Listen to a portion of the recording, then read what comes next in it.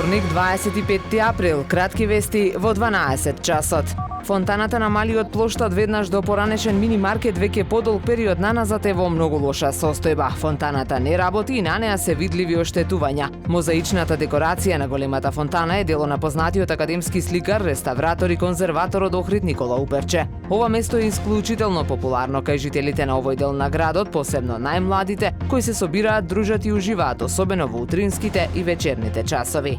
Рубриката Срамизам на информативниот портал Охрид Прес сведочи за негрижата и неодговорноста на поединци кон заедничкото добро и нашиот преубав Охрид. Денешниот Срамизам сведочи за случај кога е фрлена во езерото една од таблите со која собствениците на катамараните ги рекламираат своите услуги пред гостите. Истата некој од само нему познати причини ноќеска ја фрлил во езерото. Со учество на млади музичари од повеќе од 15 држави од целиот свет, викендов во Тревизо, Италија се одржа 15-тиот меѓународен надпревар Джовани музицисти, на кои трите представнички од Охрид, ученички во основното музичко училиште Методи Патче, постигнаа забележителни резултати. Од класата по пијано на професор магистер Ана Ѓоргиовска, ученичката Катија Крстановска освои прва награда во категоријата Родени 2015 година. Ученичката Ана Кузмановска освои трета награда во категоријата Родени 2009-2011. Од класата по флейта на професор магистер Нина Момировска, ученичката Ива Чанова освои трета награда во категоријата Родени 2006-2008 година.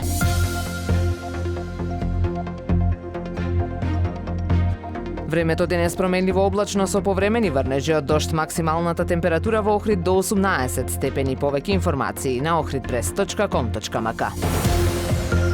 Уредник и водител на вестите Даниела Спасик. Технички реализатор Реджеп Селман.